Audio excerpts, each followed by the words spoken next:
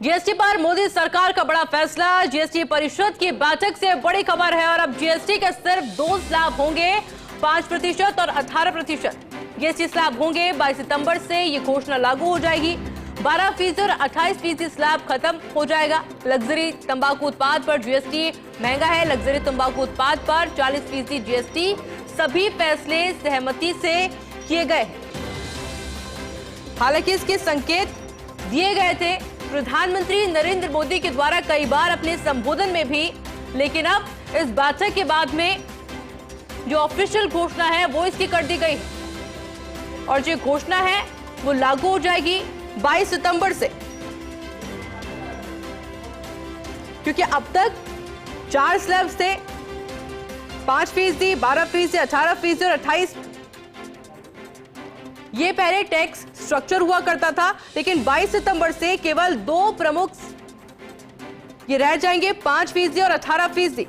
ये बदलाव किया गया है और इसका सीधा असर आम आदमी की जेब पर पड़ने वाला है। यानी कि रोजमर्रा की कई चीजें से सीधे तौर पर सस्ती होंगी, जबकि कुछ लग्जरी चीजें महंगी भी हो सकती है।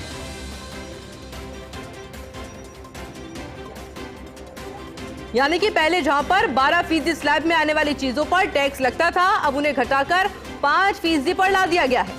इसका मतलब यह है कि चॉकलेट, टूथपेस्ट, शैम्पू, घी, नूडल्स, दूध पाउडर, स्टेशनरी और कई एफएमसीजी प्रोडक्ट्स अब सस्ते दाम पर मिलेंगे। तो वहीं दूसरी ओर 28% स्लैब में आने वाले कई सामान अब 18% पर शिफ्ट हो जाएंगे। इसमें AC, TV, fridge, washing machine और छोटी गाड़ियां भी शामिल है। यानी सीधे तौर पर अगर समझने की कोशिश करें तो उपभोक्ताओं को इनकी खरीदारी में काफी ज्यादा राहत मिल सकती है। नहीं, सबसे बात किया गया। 18 पे तय हुआ है। 8 घंटे यदि बैठे हैं तो सबकी बात ही सुनी गई। तो जो कहते रेवेन्यू सम्राट जी, रेवेन्यू लॉस की बात हो रही थी, जो कहते रेवेन्यू सब पे बात हो गई, सब पे बात हो गई, सबकी सहमति मिल गई। मुझे एक बात बताइए, 5 और 18% का स्लैब अप्रूव, सबकी सहमति हो गई। 5 और 18 का स्लैब अप्रूव हुआ सम्राट जी। तो स्लैब्स बनाई गई हैं, एक 5%, एक 18%, और जो तीसरी स्लैब है स्पेशल स्लैब बनाई गई है। अब मतलब 4 स्लैब से अब 3 स्लैब बन चुकी हैं और एक स्लैब ही लगभग हटी है। एक स्पेशल स्लैब दे, उसका नाम स्पेशल स्लैब रख दिया गया और 4 में से 3 स्लैब बनी है। सर, क्योंकि हेल्थ को लेकर भी कुछ कहा जा रहा था कि हेल्थ वाली पॉलिसी, हेल्थ इंश्योरेंस पॉलिसी वो सभी वाले ग्रुप में मर्ज कर गई थी, तो इसलिए सबका रेट नया तय हो गया। और सर कोई जो लॉसेस की कुछ बात कंपनसेशन सेस की हमने बात करी थी। कंपनसेशन सेस वाला उसको बढ़ाया जाना चाहिए और स्टेटों को कंपनसेट किया जाना चाहिए और जितना लॉस हो रहा है वो प्रोटेक्ट करना चाहिए, पर लेकिन सेंटर ने ये हमारी बात नहीं मानी।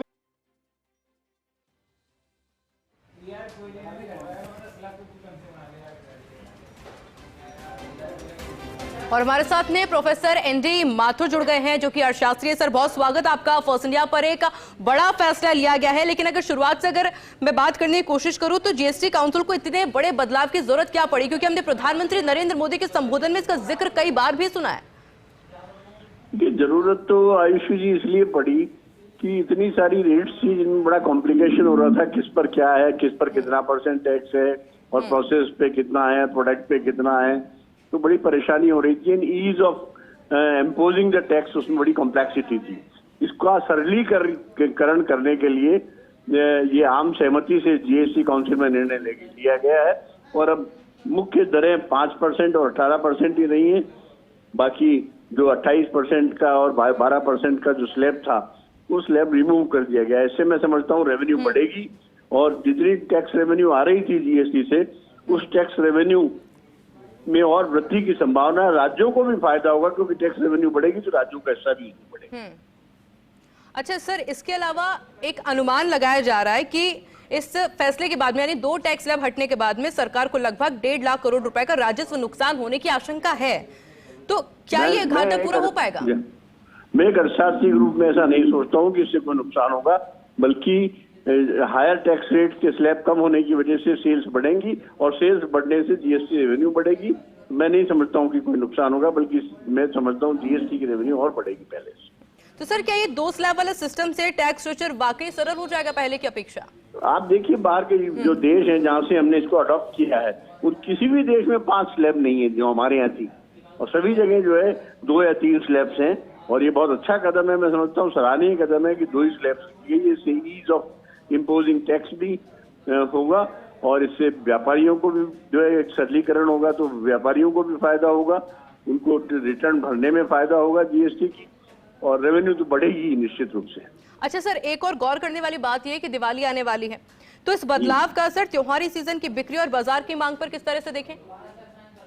देखिए, दिवाली आने वाली है तो दिवाली पर तो खरीदारी बढ़ती है और जब खरीदारी बढ़ती है तो टैक्स रेवेन्यू बढ़ेगी डेफिनेटली।